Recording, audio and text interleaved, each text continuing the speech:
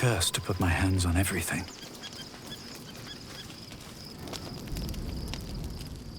The events of the last days weigh heavily upon you. Sleep's rest is slow to come to one whose mind is so full. The Absolute is not a god, but an elder brain controlled by the chosen of the Dead Three. They mean to use it to take control of the Sword Coast. All who carry the tadpole are governed by the brain, and by extension the chosen. It will take but one order to transform them into an army of mind flayers. This would have been your fate too, were it not for the astral prison and the mysterious visitor inside of it. With her help, you have uncovered the cult for what it really is. A plan of conquest orchestrated by the gods of death themselves. Together, you have the power to thwart the Dead Three. If you follow this path to its end, the Elder Brain will not answer to the Chosen. It will answer to you. Will you liberate them from their parasites and their religious delusions? Or will you use the power you gain for your own purposes?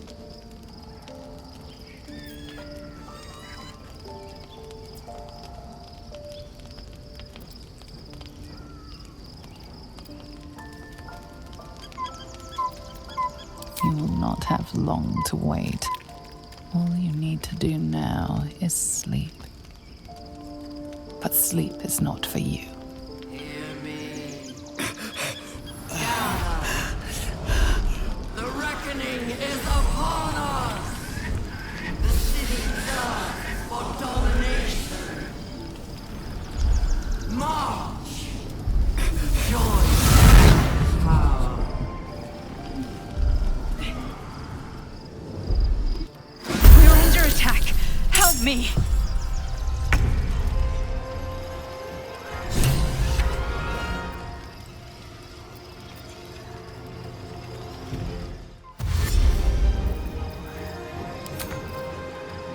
I'll give it a shot.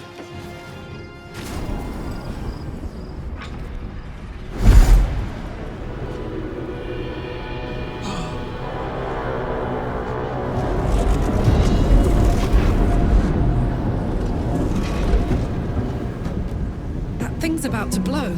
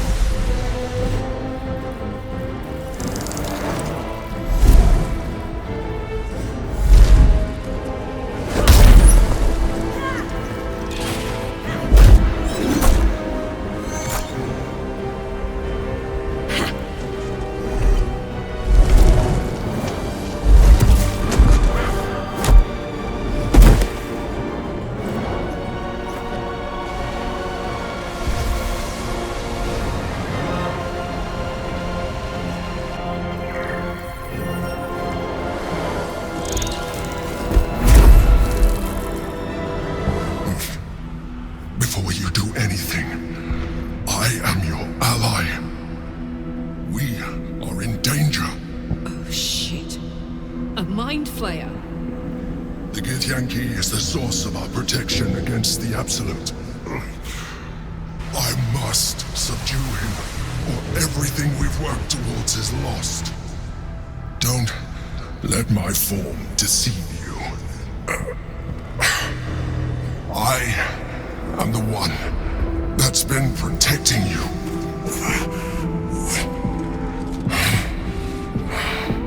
I am the one that came to you in your dreams. Help me.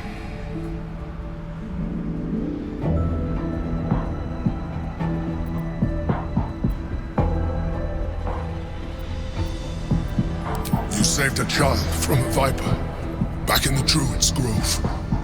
You saved the Asima Night Soul from her soul cage. You let me live last time you were here, though it brought Blackith's wrath upon you. Your continued existence as yourself, and not a mind flayer, should be all the proof you need. Now, help me.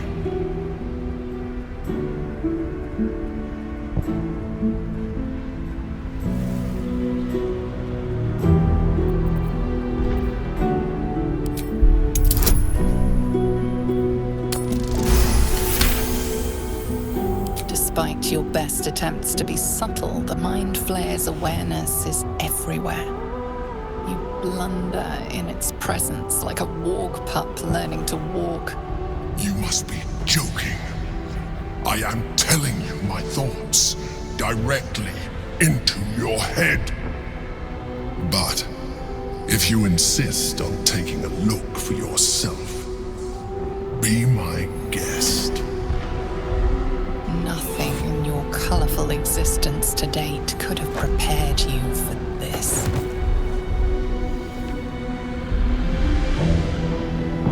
As the horror subsides, you are left with only one coherent thought. You must do whatever you can to subdue the Githyanki. Happy? Now, join me. Fight!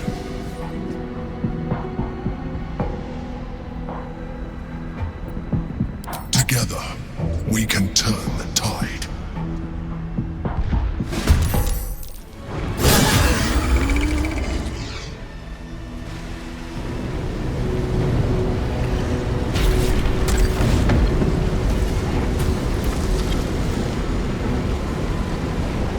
Thank you. That was too close. Don't look at me like that. I am a mind flayer. Yes. Without me, you would be a slave to the Absolute.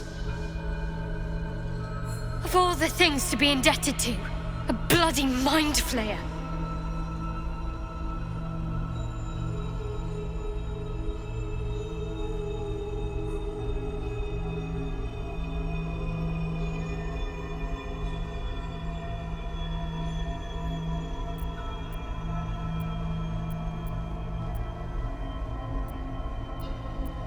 It was necessary. Rare are those that would openly consider a partnership with a mind flayer, even those who are on a path of becoming one. It's like I said before, I'm just like you. An adventurer, I came from Baldur's Gate, though I was never one to be constrained by circumstance. I longed for more. That longing brought me to Moonrise Towers on a search for treasure. To a colony of mind flayers who caught me, changed me into what I am now.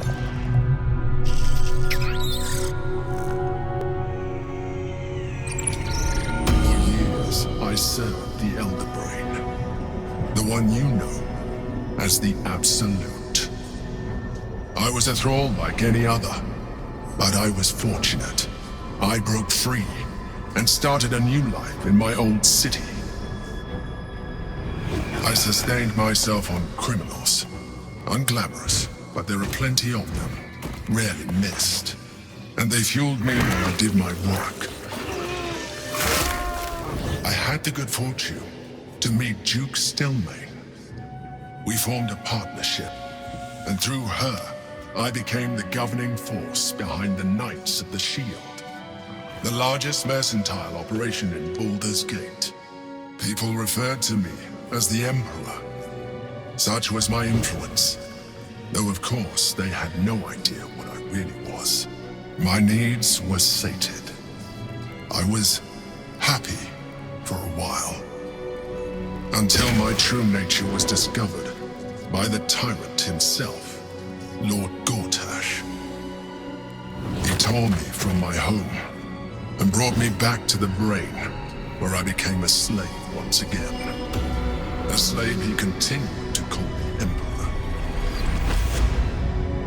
The name was intended as a slight, to remind me of the heights from which I fell. But I have grown fond of it. It encapsulates well who I've become.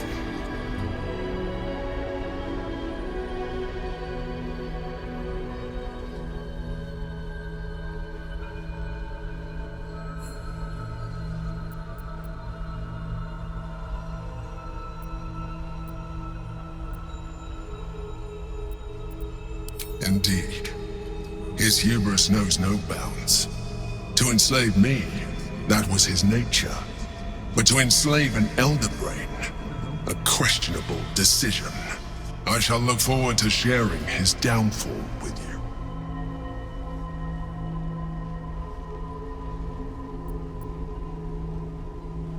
Rather them than potential future allies, like you.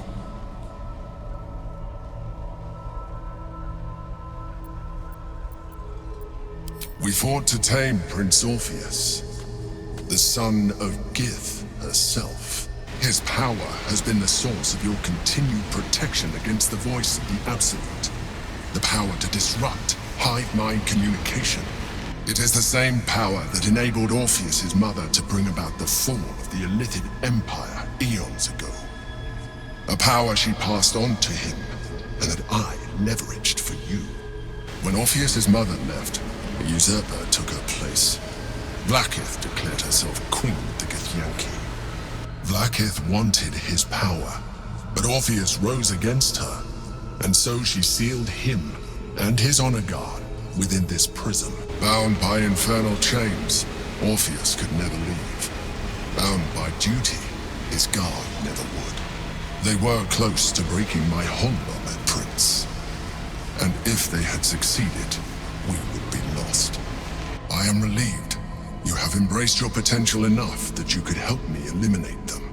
Alone, Orpheus will be much easier to control.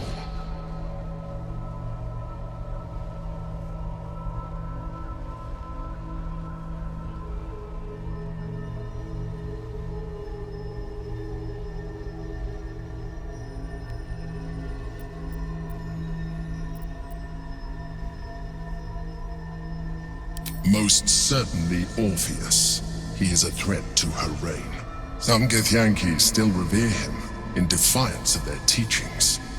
Vlaakith was safe as long as they believed him to be dead. But as you can see, he is very much alive. She kept him this way because she was reluctant to eradicate such power. Power that she might one day wish to take from him. If the Githyanki ever find out what she has done, there will be civil war. Vlaakith will be finished.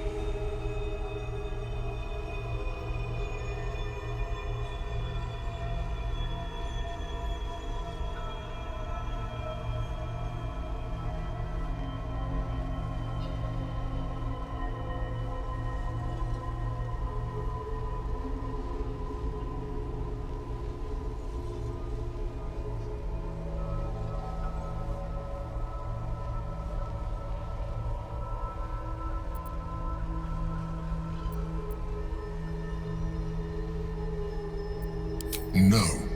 Gortash sent me on a mission to retrieve the Astral Prism. I was one of many, but the first to find it. How Gortash or the other Chosen learned of its existence, I do not know. The moment I found it, I felt a change. My free will returning. I followed the feeling inside, and found Orpheus. I realized what the prism was for. Containment.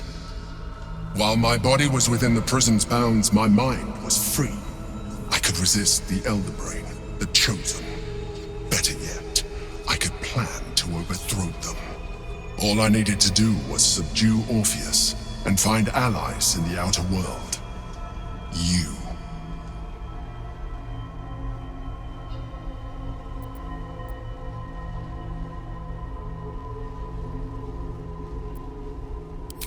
That would be a terrible idea.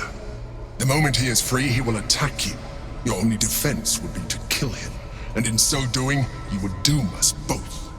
Even though he is subdued, you feel Orpheus's revulsion, a pulsing hatred that cannot be contained. The Emperor is telling the truth. To him, you are just another wretched illithid. You carry a tadpole. As far as Orpheus is concerned, you are already a illithid, a sworn enemy, just like me.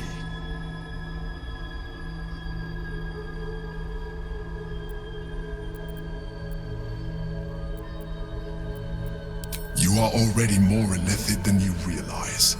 It has improved you. You seek to reverse an inevitable process. A process of evolution. When I first escaped from the Elder Brain, I too railed against the change. But the longer I have inhabited this form, the more it has grown on me. Even if my original body remained intact after I transformed, I would not return to it. Doing so would only impose limitations. As an illithid, I have far surpassed who I ever was before. You, too, should embrace this change.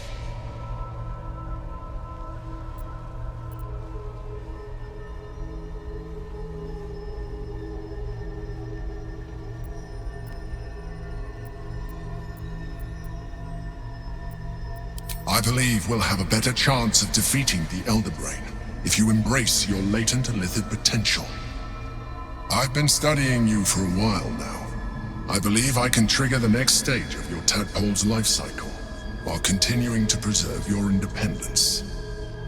You have seen what I can do. Imagine yourself with the same strength, the same intelligence, the same devastating beauty. If you let me, I can evolve you.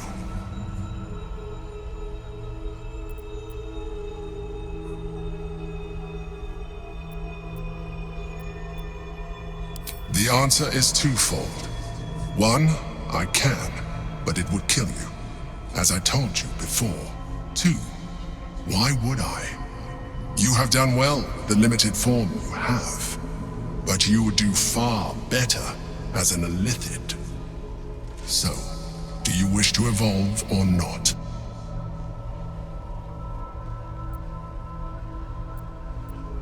I understand.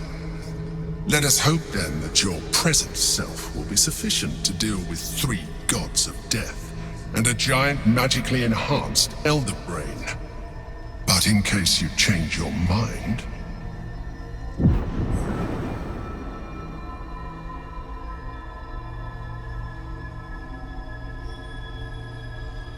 look after it.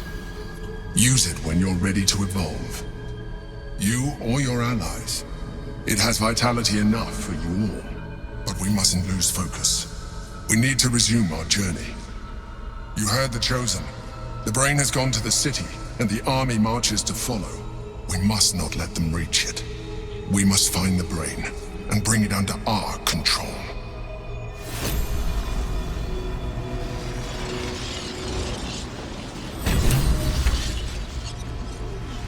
I've got a long road ahead. What path lies before me?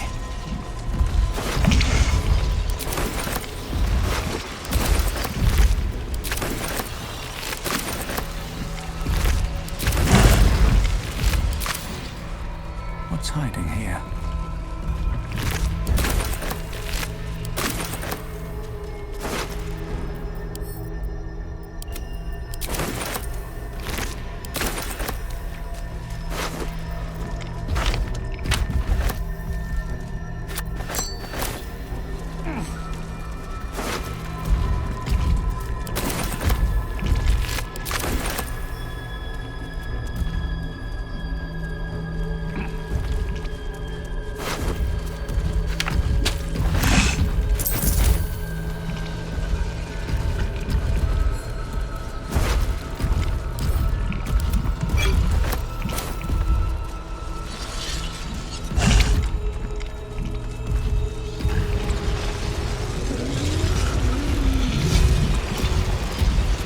The orb hums with cerebral magic, permeable, but impenetrable. Within it, the Githyanki prince is as silent as a corpse, but for the murmur of his powers being siphoned away.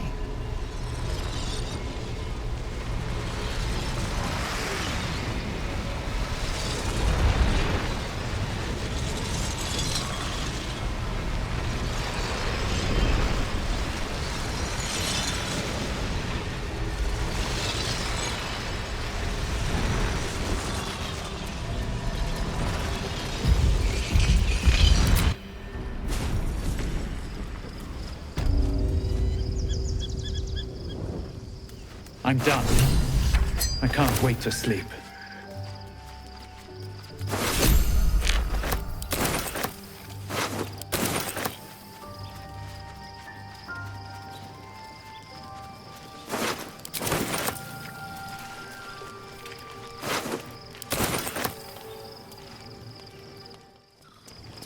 Your parasite communes with Lae'zel's.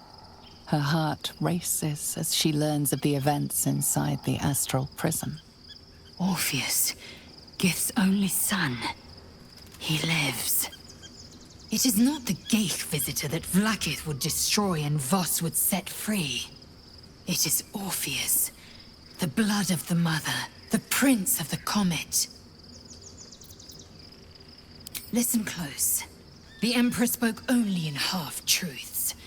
For you to know the tale of Orpheus, you must know the tale of Gith and of Vlaakith.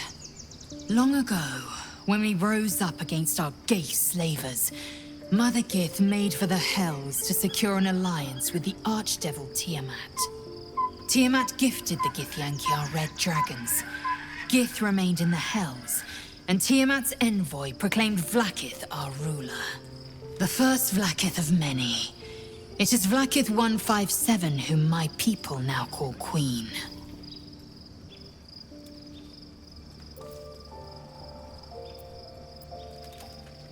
Orpheus is Gith's only son.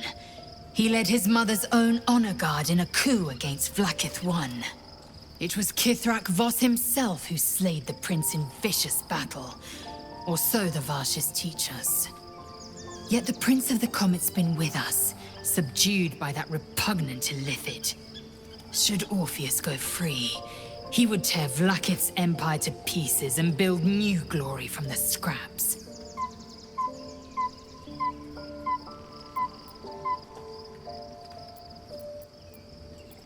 The seed and the sower.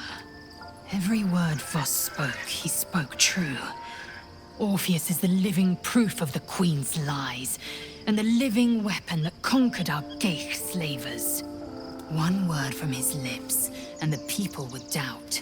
2 words, and they would rage. 3 words, and they would bow to the true heir. If the Githyanki are to be free, the Prince of the Comet must lead the way. What about him?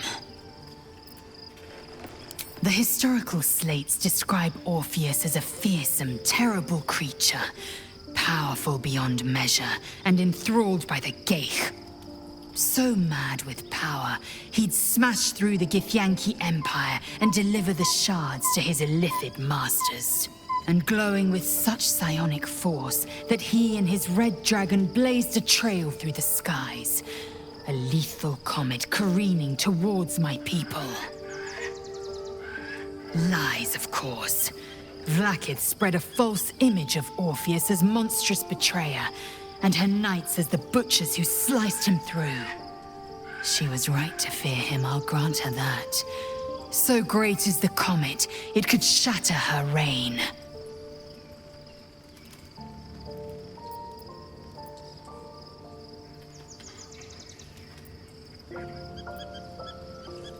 The Emperor may be loathsome, but it's right.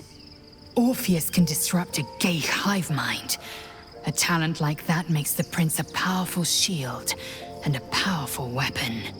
Why destroy a weapon like that, when you can contain it in a relic and keep it for yourself?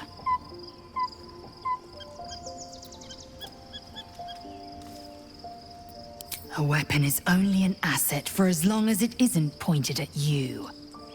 The means of Vlaakith's own end has been ripped away from her. Better to have Orpheus killed than to risk his escape. Better to risk the rise of Illithids than let the Prince of the Comet deny her the godhood she craves.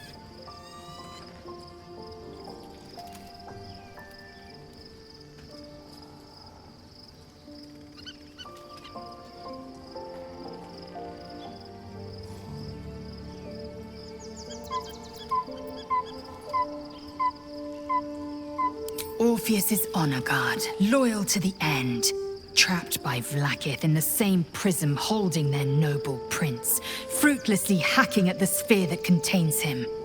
They see us as geich, tadpoled husks in the Emperor's thrall. I regret their deaths, but I pledge to live as they perished, in the service of Gith's son. Very well. It also promises to break us beyond repair. This ossified parasite does not make us more, but less. There will be ice where once there was fire. There will be a void where our souls once resided.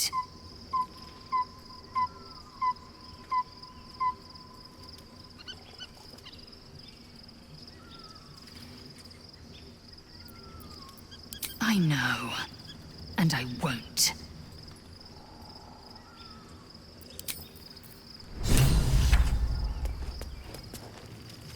Well met.